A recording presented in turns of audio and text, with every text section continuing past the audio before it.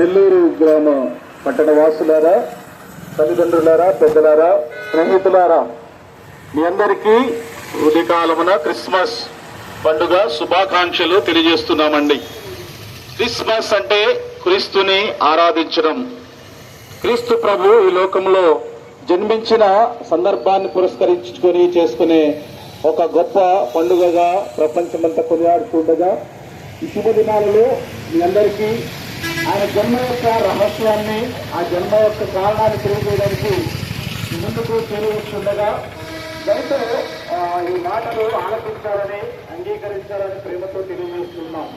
దైవ గ్రంథమైన బైబిల్లో రాయబడినది ఏమైనగా మనకు శిశువును, మనకు కుమారుడు అనుగ్రహించబడిను, ఆయన భుజం మీద రాజకుమారులను ఆలోచనకర్త, ఆశ్చర్యకరుడు, బలవంతుడైన దేవుడు, నిత్యుడు, సమాధానకర్త,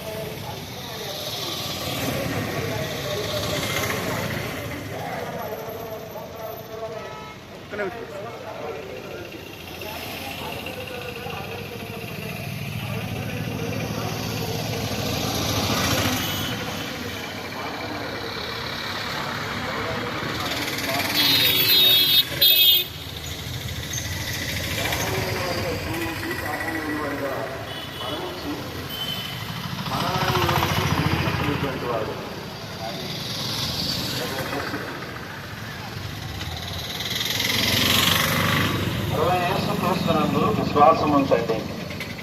గొప్ప రక్షణ, పాపక్షమాపణ, ఆ పరలోక భాగ్యాన్ని దేవుడు మీకు అనుగ్రహించునై ఉన్నాడు. ప్రభునందు ప్రియమైన సహోదరులారా, ఈ లోకంలో నీవు ఎంతకాలం జీవిస్తావో తెలియదు. అని ఒక మాట జ్ఞాపకం ఉంచుకోండి.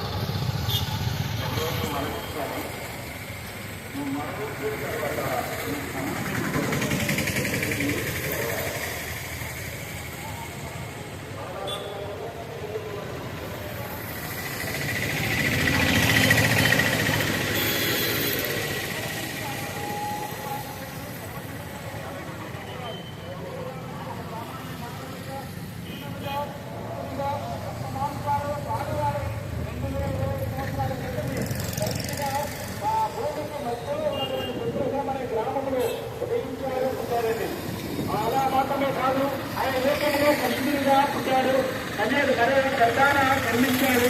ఏ పాపం అంటని వారుగా జీవించిన దేవుడండి. నాలో పాపములుగా ఎవరైనా స్థాపించగలని ఒక గొప్ప సవాలు చేసి ఆయన జీవితాంతం పాపం ఎరుగని వాడిగా జీవించి పాపులందరి కొరకు మన పక్షాన, మనందరి పక్షాన ఆయన కలువరి శిలువలో ప్రాణం పెట్టడానికి ఇష్టపడ్డాడు. ఈ లోకంలో ఎవరు చేయలేనంత గొప్ప సాహసం, ఎవరు చూపించలేని ప్రేమ కలువరి శిలువలో యేసుక్రీస్తు ప్రభు వారు చూపించి మనందరి పాప పరిహారార్థం తన అమూల్యమైన రక్తాన్ని ధారపోశాడండి. తన అమూల్యమైన ప్రాణాన్ని తృణప్రాయంగా త్యజించాడండి. ఎందుకో తెలుసా? మనందరి